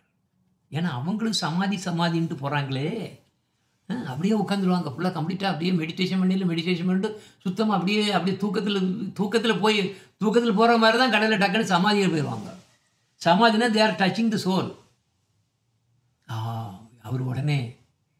அவர் கேட்டார், அவர் யார், வைஷ்ணவ தாக்கூரா, ஸ்ரீ சங்கராச்சாரியோட பேரை கேட்டோன்னா பரமஹம்ச பாபாஜி உடனே வந்தார். ஸ்ரீ சங்கராச்சாரியாருக்கு வணக்கம் செலுத்திட்டு, சங்கர சாட்சாத் சங்கராச்சாரியார் சாட்சாத் மகாதேவா சங்கரா, சிவபெருமான்ல அவரு, நீங்கள் ஒன்றை நன்றாக நினைவில் வைத்துக் கொள்ள வேண்டும். சங்கராச்சாரியார் வைஷ்ணவர்களுக்கு குரு. இதே காரணத்தால் தான் ஸ்ரீ சைத்தன்ய மகாபிரபு அவரை ஆச்சாரியார் என்று குறிப்பிட்டார். ஆக்சுவலாக வைஷ்ணவ நம்ம சிவபெருமானுக்குன்னு இவங்க போகக்கூடியவங்க எப்படி போகக்கூடியவங்க போகிறாங்கன்னா ரெண்டு டைப் போவாங்க. ஒன்று அவர்கிட்ட பணம் வேணும் அது வேணும் இது வேணும்னு என்ஜாய் பண்ணிட்டு போவாங்க. அவங்கள எல்லாத்தையும் சீட் பண்ணி விட்டுருவார். அப்படி தான் மாயாவாதத்தை பொதிச்சு சீட் பண்ணவர். ரெண்டாவது கேஸ் இருக்குது, எனக்கு பக்தி கொடுவும் எனக்கு பிரேம பக்தி கொடுன்னு போனார். அதுதான் நம்ம கேஸு. நாமளும் யார் இதே சங்கராச்சாரியர் நமக்கு குரு. எப்படி குரு? அவரு யார்? ஸ்ரீ சதாசிவா, விஷ்ணு அவர் விஷ்ணு தத்துவம். ஸோ அவர் நமக்கு பிரேம பக்தி கொடுக்கலாம். ஆனால் இவர் இங்கே நம்ம இப்படி மாயாவாதத்தை சொல்லி அவங்களும் சிவருமான் அவங்களும் சிவருமானை தான் வழிபடுவாங்க. மைண்ட்லி அவங்க பண்ணது போகிறதுக்கு வேற முக்திக்கு போகிறாங்க. அவங்க எனக்கு பிரம்மம் வேணும்னு போகக்கூடியவங்க. அதுவும் பிரம்மம் அவர்கிட்ட கேட்க மாட்டாங்க, நானாட்டே மெடிடேட் பண்ணி நானே பிரம்மத்து பேர் வந்துட்டு பெரிய மெடிடேஷன் போவாங்க. அப்போ அவர் சொல்லிட்டு இருக்காரு, கண்டினியூ பண்ணிட்டு இருக்காரு. ஸ்ரீ சங்கரர் ஒரு உத்தமான வைஷ்ணவர். வைஷ்ணவானாம் எதா சம்பு, அவர் தான் வைஷ்ணவர். ஆக்சுவலா ஸ்ரீ சங்கராச்சாரியார் தோன்றிய அந்த சமயத்தில் அவரை போன்ற ஒரு குணாவதாரம் தேவைப்பட்டது. சூன்யவாதத்தை சேர்ந்த புத்த மதம் தீவிரமான ஆதிக்கத்தினால இந்தியாவில் வேதங்கள் ஓதுவது, வர்ணாசுர தர்மம் எல்லாம் அழிஞ்சு போட்டுடுது. அப்போ இந்த சூன்யவாத தத்துவம் பகவான் தத்துவதற்கு நேர் எதிரானது. அவர்கள் ஜீவனின் ஆன்மீக தன்மையை நம்பினாலும் புத்த மதம் ஒரு சரியான அனித்திய தர்மம். நான் தான் சொன்னேன் அப்பவே, அனித்திய தர்மம். அனித்திய தர்ம மதம். அந்த சமயம் அனைத்து பிராமணர்களும் கூட வேதங்களை புறக்கணித்து விட்டு புத்த மதத்தை தழுவியிருந்தனர். அப்போதுதான் சங்கராச்சாரியார் சிவபெருமானின் ஒரு பெரும் சக்தி வாய்ந்த அவதாரமாக தோன்றினார். அவர் திரும்பவும் வேதங்களை நிலைநாட்டி சூன்யவாத கோட்பாடை ஒழித்து நிர்விசேஷ பிரம்ம கோட்பாட்டின் கீழ் பிரம்ம வாதத்தை கொண்டு வந்தார். சங்கராச்சாரியார் இந்த ஒரு பெரிய செயலுக்காக இந்தியா அவர் செய்ததுனால இந்தியா மிகவும் கடமைப்பட்டுள்ளது. இந்த உலகத்தில் நாம் செய்யும் அத்தனை செயல்களையும் 2 விதமாக பிரிக்கலாம். ஒன்று ஒரு குறிப்பிட்ட சமயத்துக்கு மட்டும் உகந்தது. 2 எக்காலத்துக்கும் பொருந்துபவை. சங்கராச்சாரியாரின் உபதேசங்கள் ஒரு குறிப்பிட்ட காலத்துக்கு மட்டுமே உகந்தவை. அந்த காலத்தில் புத்த மதம் இருந்து அதை வெளிக்கணும், வெளியே கொண்டு போய் நம்ம வேதங்களை திருப்பி கொண்டு வரணுங்கிறது அவருக்கு கொண்டு வரணுங்கிறது அவரோட ஃபஸ்ட்டு ஸ்டெப்பு. அது கொண்டு வரணும் ஒன்று. அதே மாதிரி சுத்தமான பக்தர்களை அந்த மாதிரிப்பட்ட பக்தர்கள் அல்லாதவர்களை பிரிக்கணும். ஒன்றுத்துக்கு மாயாவாதத்தோட அந்த பக்கம் கொண்டு போகணும், இன்னொன்று கிருஷ்ணகிட்ட கொண்டு போகணும். ஸோ அதனால தான் பஜகோவிந்தம் பஜகோவிந்தன் கிருஷ்ண பக்தர்கிட்ட கூப்பிட்டாரு. இங்கே ஃபுல்லாக மாயாவாதம்னு சொல்லி அவங்கள அந்த பக்கம் கூப்பிட்டாரு. ஸோ இதில் 2 கட்டான குழம்பு இருக்கக்கூடியவங்க நிறைய. ஆனால் எவன் ஒருவன் கிருஷ்ண பக்திக்கு எகென்ஸ்டாக இருக்கானோ அவன் எல்லாம் என்ன பண்ணிடுவான், மாயாவாதத்தில் போயிடுவானுங்க. இப்போ பார்த்தா ஐயாவளி கூட எல்லாம் மாயாவாதம் தான் பேசிகிட்டு இருக்கு. எல்லாம் பிரம்மன்னு பேச ஆரம்பிச்சாச்சு. ஏன்னா அது சொல்லப்போனால் ஒரு அனித்திய தர்மம் தான் ஆக்சுவலாக. சங்கராச்சாரியார் அளித்த கோட்பாட்டின் பயனை இப்போது நாம் அனுபவிக்கிறோம். ஜட உலகத்தில் சிக்கியிருக்கும் ஜீவாத்மாக்களுக்கு தங்கள் உண்மையான பந்தம் பகவான் மட்டுமே. அதான் சம்பந்த ஞானம் என்பதை ஜட கோட்பாடு உணர வைக்கிறது அப்படின்னு சொல்லுறாரு. ஜீவாத்மா இந்த ஜட விஷயங்கள் இருந்து அப்பாற்பட்டது என்ற விஷயத்திலும் மோட்சத்தின் முக்கியத்திலும் சங்கராச்சாரியாரும் வைஷ்ணவ கோட்பாடுகளும் ஒரே வகையில் ஒத்து சொல்கின்றன. அவர் அதைத்தான் எய்ம் பண்ணார், ஆனால் கொடுக்க முடியல. அதே மாதிரி தான் பிரபுபாதா வந்தது என்ன ராகபக்தி கொடுக்க தான் வந்தார், ஆனால் கொடுக்க முடியல. ஜங்களை கட் பண்ண வேண்டியிருந்தே.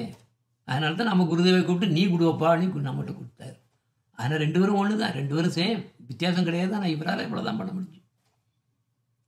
அப்போ இதில் சங்கராச்சாரியார் ஹரி வழிபாடு மட்டுமே ஒருத்தனை சுத்தம் செய்யவும் மோட்சத்தையும் கூட கொடுக்கும் என்று போயிட்டார். அதனால தான் அவர் பஜகோவிந்தம் கோவிந்தம் பஜ மூடமதின்னு பண்ணார். எல்லாம் முட்டா பசங்களா, நீங்கள் பஜகோவிந்தம் பண்ணுங்க, எல்லாம் கோவிந்தனை தூங்க, அந்த ஒன்று தான் நீங்கள் பண்ணணும், வேற எல்லாம் நீங்கள் ஒன்றும் தேவை கிடையாதுன்னாரு.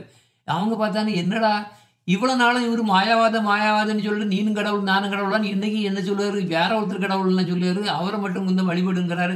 இவருக்கு பைத்தியம் பிடிச்சி போச்சு, வயசாகி போச்சு. இல்லை டெத்து பெட்டில் இருக்கார், சாகுடி நிலையில் வயசாகி போச்சு. இது ஐயா எல்லாம் குழப்பமாகிட்டு போயிட்டார் நினச்சிட்டு அவங்க சிரித்தாங்க. ஆனால் அவர் உள்ளே வச்சுட்டு என்ன சொன்னார், கோவிந்தம் தான் முக்கியம். ஆனால் அவரால் உண்மையை மறைக்க முடியல. கிருஷ்ணர் கொடுத்த ஒரு குறிப்பிட்ட செயலை பண்ணணுன்னாலும் கூட அப்படி மாயாவாதத்தில் அசத் சாஸ்திரம் மாயாவாதம் அப்படின்னு அவரே சொல்லியிருக்காரு. நான் இதை டீச் பண்ணுவேன். ஏன்னா கிருஷ்ணர் சொன்ன என்ன சுற்றி அதை டீச் பண்ணி நிறைய பேரை கிருஷ்ண பக்தர் அல்லாதவர்களை எல்லாத்தையும் தூர எடுக்கணுங்கிறதுக்காக வேண்டி என்ன சொல்லுவாருங்கிறத நான் டீச் பண்ண வேண்டி பார்வதியை விட்டு சொல்லிக்கிட்டு இருக்காரு. ஆனால் அவரால் உண்மையை மறைக்க முடியலையே. ஜீவன்களை மோட்சத்தின்கூடிய பேரால் ஹரிபக்திக்கு கொண்டு வந்துட்டுன்னு வச்சுக்கோ, பஜகோவிந்தம். அப்புறம் அவங்க அப்படியே பார்த்தோம்னா அவங்களுக்கு அப்புறம் மோட்சத்தில் இன்ட்ரெஸ்ட் இல்லாமல் வந்துடும். ஹரிபஜனத்திலே அவ்வளோ இன்பம் வந்துடுது, எனக்கு மோட்சமே வேண்டான்னு வந்துடுவாங்கன்னு அப்படின்னு அவருக்கு ஒரு ஆசை. ஆனால் எல்லாரும் அப்படி பக்தர்களாக ஆகி விடுவார்ங்கிறது அவரோட எண்ணம். அவருக்கு தெரியும் இந்த மாதிரி பண்ணும்போது ஒருத்தன் உண்மையிலேயே அந்த மாதிரி கொஞ்சம் பஜகோவிந்தம் வேற எதுவும் இல்லாமல் பஜகோவிந்தம் பண்ணாமன்னா அவன் நிச்சயமாக ஒரு நல்ல பக்தியாக பக்தனாக வந்துடுவான்னு அவருக்கு தெரியும். அதனால தான் அவர் வழியை மட்டும் காட்டி விட்டுட்டு வைஷ்ணவ தர்மத்தோட ரகசியத்தை கூறல, அதுக்கு மேலே அவர் சொல்லலை. அந்த கோவிந்தர் அவர் எப்படி அவரோட லீலைகள் அவர் ஒன்றுமே சொல்லிக் கொடுக்கல. ஆனால் சங்கராச்சாரியார் எழுதியிருக்கக்கூடிய நூல்களோட நுணுக்கங்களை நீங்கள் நல்லா ஆராய்ஞ்சு பார்த்தோம்னா இது புரியும். அவர் வந்த விஷயம் இதுதான் அவரோட மிஷன். ஒன்று எப்படி கீழே இருக்கக்கூடிய இந்த நான் கடவுள் மாயாவாத நாஸ்திகங்களுடைய அனித்திய தர்மத்தில் இருக்கக்கூடியவங்களை இவங்க வந்து மெதுவாக என்ன பண்ணணும், உண்மையை அதாவது பக்தனை கொண்டு வரணும். இல்லை பக்தனாக ஆக மாட்டாங்கன்னாச்சுன்னா அவன் அந்த பிரம்மத்தில் கொண்டு போய் சூசைட் பண்ண வச்சிடணும். இதுதான் அவரோட திட்டம். அப்போ ஒரு வகையில் பார்த்தோம்னா இனிமேல் அவரோட கொஸ்டின் கேளுங்க. அவர் கேட்டது என்னென்னா, அவர் ஒன்று சொன்னார், அத்வைத சித்தி நீ சமாதி நிலைக்கு போகிறாங்கல்ல, அந்த பிரேம அது அப்படியே உட்காந்து அப்படி சமாதி நிலையில் இருக்காங்கல்ல, அது என்னது அப்போ? அதுவும் பிரேமமும் உண்டா அப்படிங்க கொஸ்டின். அவர் சொல்லிடுறதுக்கு ஆன்சர் வருது, ரெண்டும் பார்க்குறதுக்கு ஒன்று மாதிரி தான் தெரியும். ஏன்னா அவங்களும் அப்படியே உட்காந்துட்டு இருப்பாங்க, இவங்களும் உட்காந்துட்டு இருப்பாங்க, என்ன நடக்குன்னு தெரியாது. புரியுதா? அவங்க கண்ணில் இருந்து கண்ணீர் வருமா இருக்கும், ஆனால் இவங்க கண்ணில் இருந்து கண்ணீர் வராது. ஆனால் எல்லாம் பார்க்குறதுக்கு ஓரளவாக ஒன்றா தான் தெரியும். அப்போ பிரேமன்னா என்ன? பிரேமன்னா ரெண்டு வஸ்துக்கள் தேவை. இது ரெண்டு வஸ்துக்கள் வேணும் இல்லையா? ரெண்டு வஸ்துக்கள் தன் சுய பாவத்துடன் காரணம் எதுவும் இல்லாமல் ஒன்றுக்கொன்று ஆன்மீக நிலையில் நேசிக்கின்றன. அதுதான் பகவானுக்கும் ஆத்மாவுக்கும் உள்ளது. ஜீவாத்மாவுக்கும் பரமாத்மா பகவானுக்கும் உள்ள இது அதான் அந்த அன்புங்கிறது வந்து இது அதைத்தான் பிரேமைங்கிற ரெண்டு வஸ்து வேணும். ஒன்று யாரு அன்பு யார் வைக்கிறாங்களோ, இன்னொன்று அன்பு யாருக்கு மேலே வைக்கிறாங்களோ, இப்படி ரெண்டு பொருள் தேவை இருக்கே. அப்போ ஜீவாத்மாங்கிறது இப்போ வந்து கிருஷ்ணச்சந்திரரை நிரந்தரமாக எந்த காரணமும் இல்லாமல் நேசிக்கிறது தான் கிருஷ்ண பிரேமை. கிருஷ்ண பிரேமைனா சும்மா எனக்கு அதை கொடுத்துருவார் இதை கொடுத்துருவார், இவர் ஆனந்தம் கொடுக்கக்கூடியவர் அப்படின்னு நினச்சி கண்ணீராக வரும். கண்ணீர் கொட்டுவாங்க. ஓ கிருஷ்ணா நீ எல்லாரையும் எல்லாத்தையும் எனக்கு பார்த்துட்டு இருக்கா, எனக்கு அது கொடுத்தா இது கொடுத்தா நினைச்சு கண்ணீர் பார்த்துருப்பாங்க. ஆனால் எதுக்கு? சன்னலம் இருக்குங்க. இது பிரேமை இல்லை, இது சும்மா ஷோ. பிரேம பக்திங்கிறது வந்து அதான் பிரேம பக்தியோட டெஃபினிஷன் என்னன்னா, கிருஷ்ணானுசீலனம் பக்தி உத்தமம். கிருஷ்ணருக்கு எது பிடிக்குமோ, எது அவரை ஆனந்தமாக வைக்குமோ அதுதான் பிரேம பக்தின்னு பேர். பிரேம பக்தியினுடைய பேரில் நம்ம சுயநலத்தை வச்சுட்டு நமக்கு அவர் நல்லா பண்ணிட்டு இருக்காரு, இது பண்ணிட்டு இருக்காரு, அது பண்ணி நம்ம தன்னலனே வந்துடுத்துனாலே அது அந்த இடத்துல பிரேமம் இல்லைன்னு அர்த்தம். இது நல்லா ஞாபகம் வச்சுக்கோங்க. அது மட்டும் இல்லை, பிரேமானந்தத்தை பற்றி பேசணுன்னா அங்கே 3 வஸ்து வந்து நீக்கிப்போம். 2 வஸ்து சொன்னேன். பிரேமையை ரசிப்பவர் ஒன்று, பிரேமையை ரசிக்கும் முறை, பிரேமையின் பொருள். நான் 1ஐயும் 3ஐயும் சொன்னேன். ரசிக்கும் முறையே இருக்குது, அதுதான் different பாவபக்தி. No, I am not muted. Hare Krishna. Now we can hear. Maybe it's my problem. Okay, yeah, maybe temporarily it went off or something. Okay. Anyway, okay. So there are the 3 things. One who enjoys the prema, and one is the object of the prema, and the way prema is released. These are the 3. பிரேமையை ரசிப்பவர், பிரேமையை ரசிக்கும் முறை, பிரேமையின் பொருள். அப்போ அத்வைத சித்தியும் பிரேமையும் ஒன்றுன்னு சொன்னோம்னு வச்சுக்கோ, அது எந்த விதமான ஜட சம்பந்தமும் இல்லாமல் பரிபூரணமாக ஆன்மீக சம்பத்திலெல்லாம் இருக்கணும். அப்போ பரிபூரணமாக இருக்கணும். அப்படி நாம் அத்வைத சித்தி ஜீவாத்மாவுக்கும் பகவானுக்கும் இடையில் உள்ள ஆன்மீக ஒன்றிணைப்பை காட்டுகிறது என்று கூறினாலும், தற்கால சங்கராச்சாரிய வழியில் வர அது ஒரு வேளையில் பார்த்தோம்னா அந்த டச் இருக்கு போல தெரியுதுன்னு தெரியலாம். ஆனால் அது உண்மை, அது முழுமையான பிரேமை கிடையாது. ஆக்சுவலாக அவங்க வந்து நம்ம ஒருத்தர் வந்து பிரேம பக்தி இருந்தோம்னா இவன் பைத்தியக்காரன், இவன் சும்மா ஏதோ எமோஷனில் மாட்டி கிடக்கான், அவனுக்கு ஏதோ சம் ப்ராப்ளம் இருக்கும், மென்டல் ப்ராப்ளம் ஏன்னு சொல்லுவாங்க. அவங்க அவ்வளோ தூரத்துக்கு கிண்டல் பண்ணுவாங்க. ஆனால் அது ஒரு வகையில் ஒத்து வர்றதுக்கு நம்ம ஒரு வேளை நினச்சாலும் கூட அது உண்மையிலே வேறு, அது புறம்பானது. அப்போ அது சொல்லுதுனால ஏன் அத்வைதவாதம் வந்து நித்திய தர்மமான பிரேமையை உண்மையல்ல என்று மறப்பதால் வைஷ்ணவர்கள் அத்வைத கோட்பாடு வேதங்களுக்கு புறம்பானது என்று கூறுவார்கள். அப்போ 2 வேற கிளியராக நம்ம நினச்சிட்டு இருக்கணும். பாருங்க, முக்தி அடைகிறது வேற, பிரம்ம மாதிரி இதில் போய் இந்த மாதிரி சமாதி நிலையில் இருக்கிறது வேற. பிரேம பக்திங்கிறது யாருக்கு தெரியாது. பிரேம பக்திங்கிறது ஒன்லி பிரேம பக்தா மட்டும்தான் தெரியும், வேறு யாருக்கும் தெரியாது. அதை டிஃபைன் பண்ண முடியாது. எவன் ஒருத்தன் அந்த அந்த அந்த தேனை குடித்தானோ அவனுக்கு மட்டும்தான் அந்த அந்த தேனோட ருசி தெரியுமே தவிர, அதோட லேபலை, பாட்டில் எழுதக்கூடிய லேபலை பார்த்துட்டு வந்துட்டு இதெல்லாம் இருக்குது இதெல்லாம் இருக்குன்னு டிஸ்கிரைப் பண்ணலாம், பெரிய பெரிய கறிக்கதாக கொடுக்கலாம். What is the use? No use. Realization இல்லைன்னா ஒன்றுமே கிடையாது. இதுதான் பிரேம பக்தினா ஒன்லி அதுதான் தெரியும். அந்த பக்தனுக்கு மட்டும்தான் அது என்னன்னே தெரியும். இதுதான் ரொம்ப ரொம்ப முக்கியம். மற்றவங்கிட்ட போய் நீ என்னடா இது எப்படிடா எனக்கு எலக்ட்ரிக் ஷாக்குன்னா எப்படின்னு நம்ம எப்படி சொல்லிருக்க முடியும்? அவன்கிட்ட போய் எலக்ட்ரிக் ஷாக் இப்படி இருக்குண்டா, அது அது அது கிடச்ச உடனே எல்லாம் இப்படிலாம் ஆவரும். என்ன நீ என்ன எப்படி சொல்லி கொடுத்தாலும் அவனுக்கு புரியாது. நீ என்ன பண்ணணும்? அந்த அவனுக்கு அந்த எலக்ட்ரிக் ஷாக்கை கொடுக்கணும். அப்போ ஓ இது எலக்ட்ரிக் ஷாக்கான்னு தெரியும். அதே மாதிரி தான் பிரேமயம். அப்போ மாயாவாதத்தின்படி பிரம்மம் என்ற ஒரே ஒரு ஆன்மீக பொருள் மட்டுமே உண்மைன்னு அவங்க சொல்லுவாங்க. அதுக்கு மேலே அவங்களுக்கு எதுவுமே கிடையாது. அரே யுவர் பேங்க்ரப்ட், ஒன்றுமே இல்லை, சுத்தம், ஒன்றும் மண்டக்குள்ள ஒன்றும் கிடையாது. அப்போ இந்த பிரேமத்தில் பிரேமேன்னு எதுவுமே கிடையாதே. ஏன் சொன்னா பிரம்ம பிரேமேன்னு ஏதாவது இருக்கா என்ன? பிரம்மத்தில் ஒரு ப்ராப்பர்ட்டி கூட கிடையாது, ஒரு குவாலிட்டி, அதோட ஒரு தன்மையே கிடையாது. எல்லாமே மறந்து போயிடும். அங்கே போகக்கூடிய ஜீவாத்மாவும் அப்படியே தூங்கிடும்.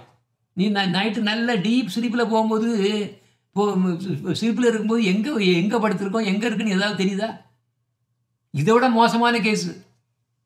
இங்கே கொஞ்சம் ஏதாவது தெரியுமா இருக்கும், அட்லீஸ்ட் படுத்துக்கூடிய கட்டிலாவது தெரியும் எங்கே படுத்துருக்கேன்னு. Maybe little bit. அங்கே ஒன்றுமே தெரியாது. அதை வேற அங்கே போய் சேர்ந்தப்பன்னா ஆனந்தமா. அரே நீ நம்பர் 1 மென்டல் கேஸ் நீ தான்.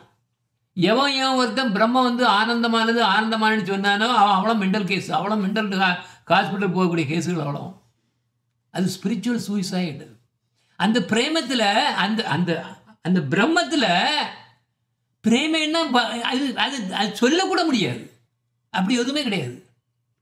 அது மட்டும் இல்லை, அவங்களுடைய கோட்பாடின்படி பிரம்மங்கிறது மாயைக்கு மேலானதான். மாயைக்கு மேலானது. அப்ப பிரம்மம் ஒரு நிலையில் இருக்கும்போது அது மாயைக்கு வசப்படுவதில்லை என்றும், பிரம்மம் ஒரு நிலையில் இருக்கும்போது அது மாயைக்கு வசப்படுவதில்லை என்றும், அது மாயையில் வசப்படும் போது அது ஏன் மாதிரி வசப்படுதான்.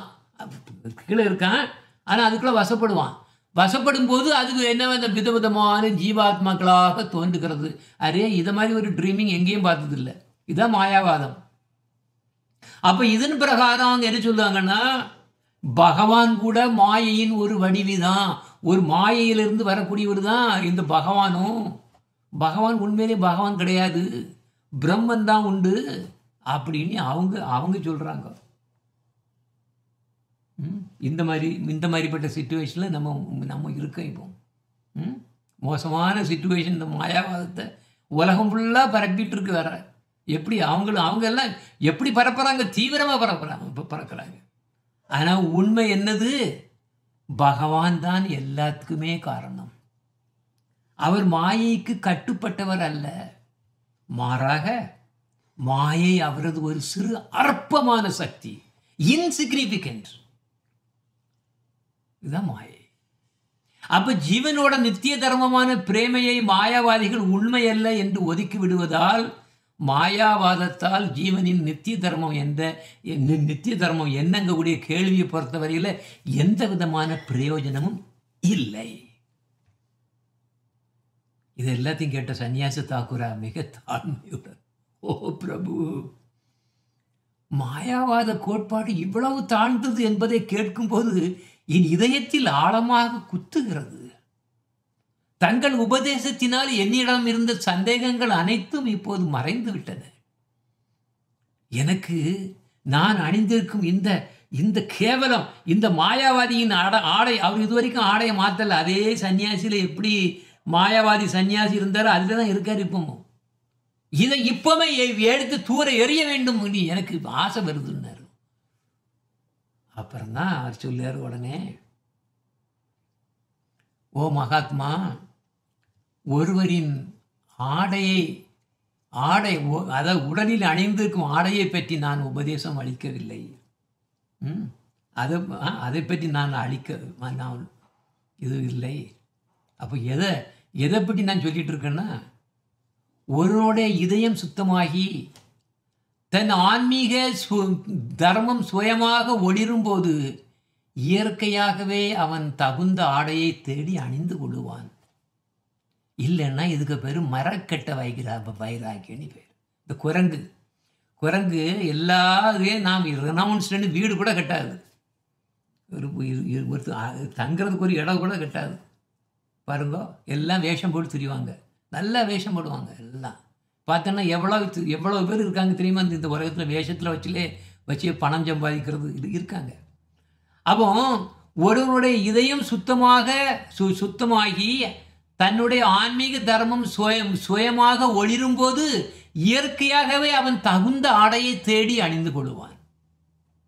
நாம் நம் வெளி ஆடையில் அதிகம் கவனம் செலுத்தினால் நமது ஆன்மாவில் உள்ள அக்கறை குறைய நேரலாம். அப்போ குவாலிஃபிகேஷன் வந்த பிறகுதான் ஆடையை தேடணும். ஆடையை தேடிட்டு அதுக்கு பிறகு எனக்கு குவாலிஃபிகேஷன் சன்னியாசத்தை எடுத்துட்டு அதுக்கு பிறகு நான் சன்னியாசம் எப்படி நான் பெர்ஃபெக்ட் ஆக முடியும், பெர்ஃபெக்ட் சன்னியாசம்னு பண்ணக்கூடாது. சன்னியாசி ஆன பிறகு தான் ஆடையை எடுக்கணும். இல்லைன்னா அது கரப்டட், அது யூஸ்லெஸ். அப்போ அதனால இதயம் சுத்தமானதும் தானாகவே அப்படி சுத்தமானது ஆன உடனே தானாகவே உமக்கு வைஷ்ணவ ஆடையை அணிய விருப்பம் வரும். அப்போது நீர் அதை மாற்றிக்கொள்வதில் தவறில்லை. ஸ்ரீ சைத்தன்ய மகாபிரபு உபதேசித்தவைகளை முழுவதுமாக கடைபிடித்து வாரும். பின்னர் வைஷ்ணவ தர்மத்தின்படி உகந்த ஆடையை அணிய இயற்கையாகவே உமக்கு விருப்பம் வந்துடும்.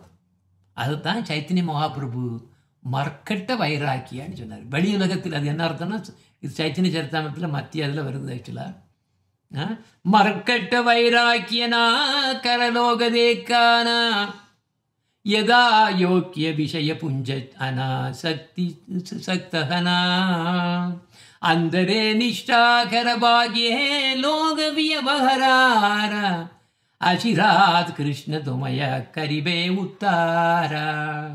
வெளி உலகத்தில் பெருமை கிடைக்கணுக்காக வேண்டி மரக்கட்ட வைராக்கியம் குரங்கு துறை, அதான் குரங்கு துறவரம் பண்ணுது. அது அவங்களாம் துறவின்னு நினச்சிட்டு இருக்காங்க. ஆனால் அதுவாக தான் எத்தனை உறவு வச்சுட்டு இருக்கோம், அத்தனை ஏன்னா ஃபீமேலுக்குள்ளேயும் வச்சுருக்கோம், எல்லாம் வச்சுருக்கோம். இது மாதிரி குரங்கு துறவரத்தை மாதிரி இருக்கக்கூடாது. அதுக்கு பதிலாக மாறாக வெளி உலகத்தில் பந்தம் இல்லாமல் வைக்காமல் இந்திரிய ஆசைகளை கட்டுப்படுத்தி ஸ்ரீகிருஷ்ணரிடம் தீவிர நம்பிக்கையுடன் பக்தி சேவை செய். வெளியுலக கடமைகளை பற்றண்டின் செய். ஒரு பற்றும் வச்சுக்காது, ஒரு ரிலேஷன் வச்சுக்காது. டியூட்டியை மட்டும் பண்ணிகிட்டே போயிட்டே இருக்கு. வேறு எவரும் ஒன்று ஆழமான பக்தியை அறியாமல் பார்த்துக்கொள். நல்லா கவனிங்கோ, இந்த வார்த்தை சாதாரணமான வார்த்தையில் அதில் வருது. நீங்கள் அந்தரே நிஷ்டாகர, நீங்கள் கம்ப்ளீட்டாக உங்களோட பக்தியை மட்டும் வெளியே காணிச்சிடாதீங்க. காணிச்சிங்க அலைஞ்சு போயிடும்.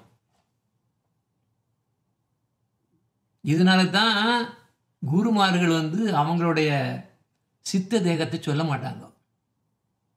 சொன்ன முடிஞ்சு சாகும்போது இந்த பிளானட்டை விட்டுட்டு போகும்போது மட்டும்தான் அவங்க சொல்லுவாங்க, என்னுடைய பேர் இது, என்னுடைய இது எதுன்னு சொல்லுவாங்க.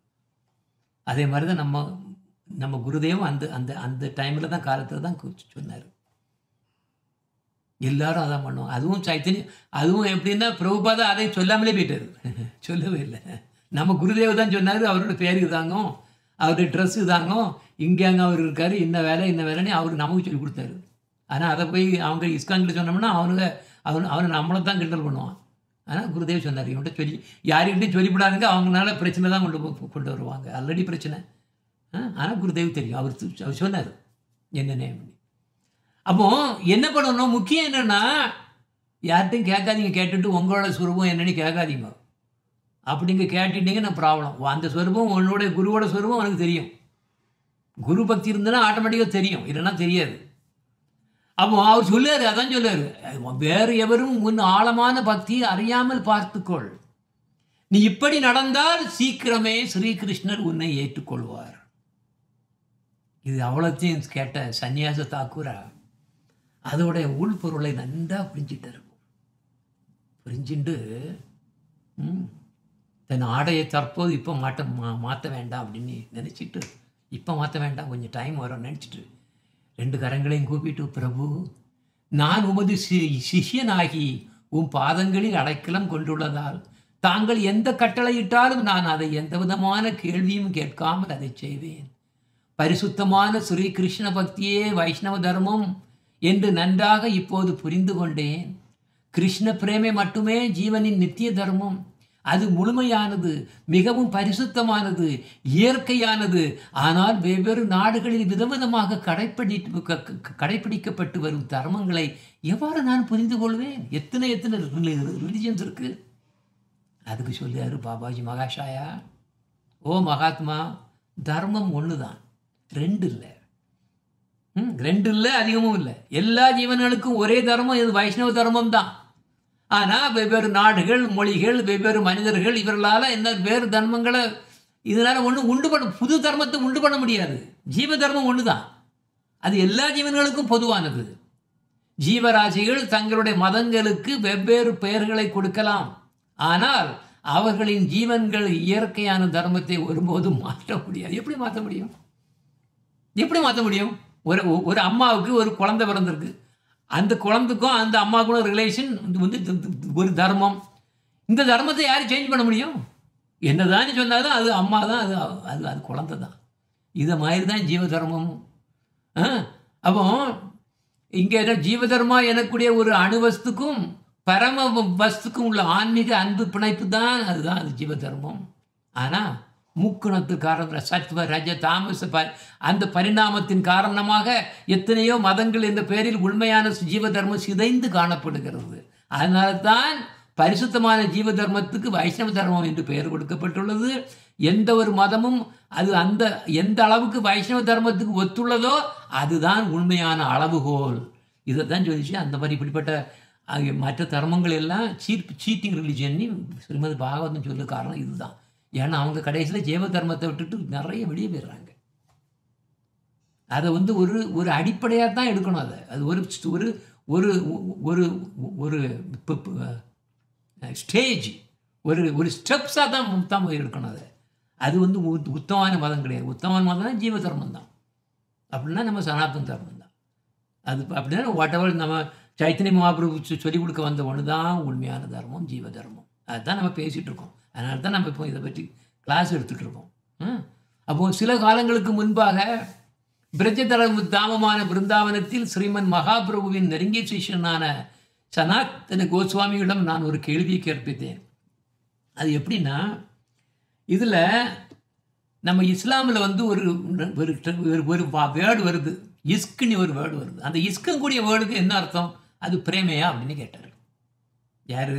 அந்த சன்னியாச தாக்கூரா. அதுக்கு பரமகமன் பாபாஜி சொல்லியார், இஸ்லாமிய போதகர்கள் இதை ஒரு சுத்த சித்தத்துவாக உபயோகப்படுத்தலை. இந்த இஸ்கக்கூடிய வார்த்தை வந்து ஒன்லி இருந்து அதை வச்சு தான் இந்த லீலா, ஏன்னா லைலா மஜ்னுங்கக்கூடிய ஒரு காதல் கதை எழுதுனது இதை வச்சு தான் எழுதிருக்காங்க. இஷ்கு வந்து பிரேமைக்கு அதுக்கும் சம்பந்தம் கிடையாது. இது உடல் சம்பந்தமான, லிங்க சரீர சம்பந்தமான உணர்ச்சிகளை மட்டும்தான் குறிப்பிடுகிறது. அப்போ இதை நான் வந்து எப்படி கேட்டேன்? சனாதன் கோஸ்வாமி கிட்ட நான் நிறையவே கேட்டிருக்கேன். இந்த கொஸ்டினை நான் கேட்டிருக்கேன். அவர் கூட ரூப கோஸ்வாமி இருந்தார். ரூப கோஸ்வாமி மற்றும் அந்த மாதிரி நிறைய ஆச்சாரியர்கள் இருந்தாங்க. அப்போ அவர் சொன்னது வந்து எனக்கு நல்லாவே தெரியும். ஏன்னா அவர் அரேபிய, பார்சி அதில் எல்லாம் அவர் வந்து பெரிய வந்து பெரிய ஸ்காலர், எல்லாமே தெரியும். அதனால் இதை வந்து இதை எடுக்காங்க. அது அவங்க சொல்லக்கூடிய இஸ்குங்கிறதுக்கும் கிருஷ்ண பிரேமைக்கு வந்து சம்மந்தமே கிடையாது அப்படின்னு சனாதன் கோஸ்வாமி என்கிட்ட சொல்லியிருக்காரு அப்படின்னு சொல்லுவாங்க. இன்னொரு வார்த்தை ரூம்பாங்க. ரூன்னா அது வந்து எனது ஆத்மானி அர்த்தம். அந்த ஆத்மாங்கிறத வந்து எனது பத்த ஜீவனை தான் சொல்கிறாங்களே தவிர அந்த அந்த அந்த மேலே எட்டர்னலாக போய் மோட்சம் பெற்றோ, அதான் மோட்சம் பெற்றா லிபரேட் ஆகி ஆர் பிரேமையினால் கிருஷ்ணவை அடைஞ்சி அந்த நிலையில் இருக்கக்கூடிய சுத்தமான பக்தனை அவங்க சொல்லலை. அவங்க சொல்கிறது பத்த ஜீவனை தான் ரூன்னு சொல்கிறாங்க அப்படின்னு வருது. இப்போ வந்து ஸ்ரீமத் பாகவத்தில் உள்ள நான் இப்போ சொன்னது அவர் சொல்லுவார். First canto, first chapter, second இதில் வந்து அதான் என்னது பிரஜோதித்த கைத்தவ தர்மா கூடிய வரியில் என்ன பண்ணுது, எல்லா பிரேம பக்தி அதாவது ஜீவ தர்மத்துக்கு முன்னால் அனைத்து மதங்களும் தூரமாக எறியப்படுகின்றன அப்படின்னு படுது. ஓகே, இப்போ டைம் ஆகிட்டு இருக்கு. அதனால் இனி இன்னொரு கிளாஸ் இதில் எடுக்கிறது கிடையாது. அப்போ இதில் என்ன வருதுன்னு பார்த்தீங்கன்னா, ஓ மகாத்மா, நான் கொஞ்சம் ஸ்கிப் பண்ணுறேன். ஒரு வைஷ்ணவரை எப்படி அடையாளம் காண்பது என்று என்னிடம் கேட்டால் அவர் கேட்கறது எப்படி கண்டுபிடிக்க முடியும் அப்படின்னு. அப்போ என்ன சாதனம் பெஸ்ட்டு, எப்படி ஒரு வைஷ்ணவரை கண்டுபிடிக்கலாம் அப்படிங்கிறதுக்கு பதில் சொல்லுவார் அவருக்கு. சைத்தன்ய சரிதாமத்தில் சொல்லுது அந்தி லீலாவில், भजनेर मत्ये श्रेष्ठ नवविधा भक्ति, भजनेर मत्ये श्रेष्ठ नवविधा भक्ति, कृष्ण प्रेम कृष्ण दीदे दारे महाशक्ति, कृष्ण प्रेम कृष्ण दीदे दारे महाशक्ति, भजनेर मत्ये श्रेष्ठ नवविधा भक्ति. எல்லா விதமான பக்தி சாஸ்திரங்களிலும் சாதகங்களிலும் சிரவணம் கீர்த்தனம் போன்ற பக்தி சாதகங்கள் மட்டும் மிகச் சிறந்தவை. ஏனென்றால் அவை ஸ்ரீகிருஷ்ணரையும் கிருஷ்ண பிரேமையையும் நமக்கு கொடுக்கும். ஆனால் இந்த 9 வகையான சாதகங்களும் கிருஷ்ண நாம ஜபமும் சங்கீர்த்தனமும் மிகவும் சிறந்தது. நாம சங்கீர்த்தன சொல்லுறாரு. ஸ்ரீகிருஷ்ண நாமங்களை ஒருவன் அபராதம் என்று ஜபித்தாலோ கீர்த்தனமாக பாடினாலோ அவனுக்கு கிருஷ்ண பிரேமை கண்டிப்பாக கிடைக்கும். ஓ மகாத்மா, ஒரு வைஷ்ணவரை எவ்வாறு அடையாளம் காண்பது என்று என்னிடம் கேட்டதால் சொல்லுகிறேன். நான் இதை கூறுகிறேன். எவர் ஒருவர் எல்லா விதமான அபராதங்களையும் தவிர்த்து நெஞ்சம் நெகிழ ஸ்ரீகிருஷ்ண நாமங்களை ஜபிக்கிறாரோ அவரையே வைஷ்ணவர் என்று கூறுவேன். வைஷ்ணவர்களின் மூன்று வகைகள் உண்டு. கனிஷ்டா இளம்தரம், மத்தியமா நடுத்தரம், உத்தமா உயர்தரம். கனிஷ்டா உயர்தரம் வந்து உத்தமா. கனிஷ்ட வைஷ்ணவர்கள் ஸ்ரீகிருஷ்ண நாமங்களை எப்போதாவது ஜபிப்பார். மத்தியம வைஷ்ணவர் ஸ்ரீகிருஷ்ண நாமங்களை தொடர்ந்து ஜபிப்பார். அப்படிதான் ப்ரீச்சிங் பண்ணுவார். ஆனால் உத்தம வைஷ்ணவரோ அவரை கண்டதுமே மற்றவர்கள் ஜபிக்க ஆரம்பிப்பார்கள். நம்ம குருதேவ் மாதிரி ஸ்ரீ மகாபிரபு நமக்கு அளித்த இந்த உபதேசத்தை தவிர வைஷ்ணவர்களை தெரிந்து கொள்ள வேறு எந்த முறையும் நமக்கு தேவையில்லை. அப்போ உத்தம அதிகாரி எப்போ பார்த்தாலும் ஜெபிச்சுட்டு தான் இருந்துட்டு இருக்கும். அவருக்கு வேற எதுவுமே கிடையாது. எப்பவுமே அது பரமானந்திர அப்படி அஷ்டகால லீலைகள் ஓடிட்டே இருக்கும். சாப்பாடுல இஷ்டம் கிடையாது, எங்க இருக்குன்னு இஷ்டம் கிடையாது, வாழ்க்கையில இஷ்டம் கிடையாது, எதுலையுமே இஷ்டம் கிடையாது, எல்லாத்துலேயுமே விட்டுட்டு இருப்பாரு. அவர் தான் உத்தம அதிகாரி. ஆனால் ஒருத்தர் வந்து குருவாக வரணும்னா உத்தம அதிகாரியில் பண்ண முடியாது. ஏன்னா அவங்க என்ன நினைப்பாங்கன்னா எல்லாருமே அவரை தவிர எல்லாருமே ஒசத்தின்னு நினைப்பாங்க. உத்தம அதிகாரி ஸ்டேஜ் அதான் டெஃபினிஷன். அப்படின்னு அவர் யாருக்கு ப்ரீச் பண்ண போகிறார்? ப்ரீச்சிங் கொயரா யாருக்கு ப்ரீச் பண்ண முடியும்? அவர் அதனால் கீழே என்னோட மத்தியம அதிகாரி லெவலில் வருவார். வந்து தான் உள்ளுக்கு உத்தம அதிகாரி, வெளியே மத்தியம அதிகாரி. இதுதான் அவ்வளோ குருக்களும் இப்படி தான் நினைக்கணும். ஓகே. ஆனால் இப்போ இப்படி பாபாஜி மகாசாயன் தேன் போன்ற உபதேசங்களை கேட்டு அதில் மூழ்கி இருந்த சன்னியாசி தாக்கூரா எழுந்து ஸ்ரீகிருஷ்ண நாமங்களை பாட ஆரம்பித்தார். ஹரே கிருஷ்ண ஹரே கிருஷ்ண கிருஷ்ண கிருஷ்ண ஹரே ஹரே, ஹரே ராம ராம ராம ஹரே ஹரே இப்படி பாடி அன்னைக்கு சன்னியாசி தாக்கூரா ஹரிநாம ஜபத்தோட ருச்சியை கண்டார். தன் குருவான பாபாஜி மகாசாயவின் காலடிகளுக்கு சாஷ்டாங்க நமஸ்காரம் செய்து, ஓ பிரபு, இழிந்தவர்களையும் நண்பனே, தயவு செய்து இந்த இழிந்த ஜீவனுக்கும் கருணை செய்யுங்கள் என்று வேண்டிக் கொண்டார். அப்போ இன்னைக்கு என்னெல்லாம் பார்த்துருக்கோம்னா, அடுத்த வாரத்தில் அதை பற்றி வேணா வர்றோம். ஜீவன் நம்ம நிலையை பாருங்க. இந்த உலகம் ஜட உலகத்தை நம்ம பார்க்கணும் அப்படின்னு ஜட உலகத்தை என்ஜாய் பண்ணணும்னு கீழே வந்து 10 ஜீவனாக மாறி இருக்குமே. நாம் இன்னைக்கு படித்தது அவ்வளவு மறந்து போயிட்டோமே. எல்லாம் மறந்து போயிட்டோம். நாம் உண்மையிலே ஒரு சித்து அணு, அந்த கிருஷ்ணரோட ஒரு பாகம். நம்ம வந்து கிருஷ்ணரோட ஒரு சேவகன், அன்பு சேவகன் அப்படிங்கிறது எல்லாமே மறந்து போச்சுதே. எத்தனை எத்தனை ஜென்மங்களிலோ பிறந்து இறந்து அந்த பாசங்களில் எத்தனையோ பாதங்கள், பந்தங்கள், எத்தனையோ விதமான வித்தியாசமான உடல்களெல்லாம் எடுத்து நாசம் பண்ணிட்டு இருக்கோமே நம்ம ஆன்மீக லைஃப்பை.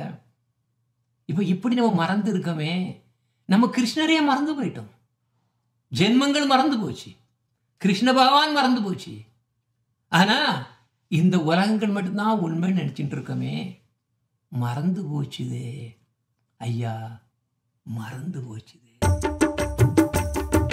மறந்து போச்சுதே ஐயா, மறந்து போச்சுதே. மறந்து மறந்து மறந்து எல்லாம் மறந்து போச்சுதே. மறந்து போச்சுதே அம்மா, மறந்து போச்சுதே. மறந்து மறந்து மறந்து எல்லாம் மறந்து போச்சுதே. கோடி கோடி ஜென்மம் மறந்து போச்சுதே. கோல கண்ணன் வந்தம் மறந்து போச்சுதே. கோடி கோடி ஜென்மம் மறந்து போச்சுதே. கோல கண்ணன் வந்தம் மறந்து போச்சுதே. மறந்து போச்சுதே ஐயா, மறந்து போச்சுதே. மறந்து மறந்து மறந்து எல்லாம் மறந்து போச்சுதே. மறந்து போச்சுதே அம்மா, மறந்து போச்சுதே. மறந்து மறந்து மறந்து எல்லாம் மறந்து போச்சுதே. மாயதேவியின் மர்ம போர்வையின் வர்ண சரண காரணங்கள் மறந்து போச்சுதே.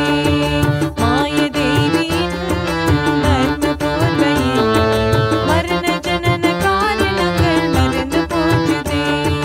காயம் நாளிட மாய மோகத்தின் மாய கண்ணனழகுமே மறந்து போச்சுதே.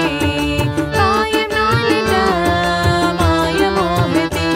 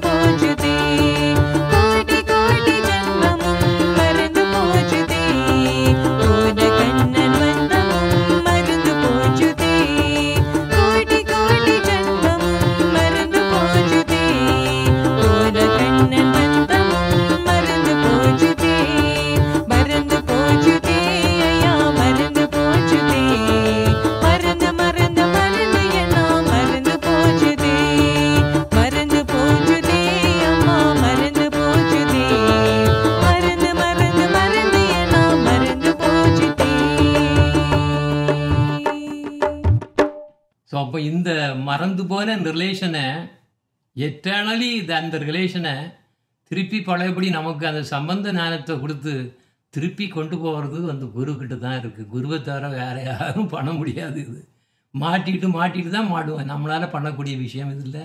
குரு இல்லாமல் ஒன்றும் பண்ண முடியாது. அதனால் அந்த Gurudev, all glories to Srila Gurudev, all glories Srila Prabhupad, all glories to guru parampara, வாஞ்சா கல்பா தருப்சா கிருபா சிந்துப்பு ஏவச்சா பதித்தானாம் பாவனேப்பியோ வைஷ்ணவேப்பியோ நமோ நமः. ஹரே கிருஷ்ணா.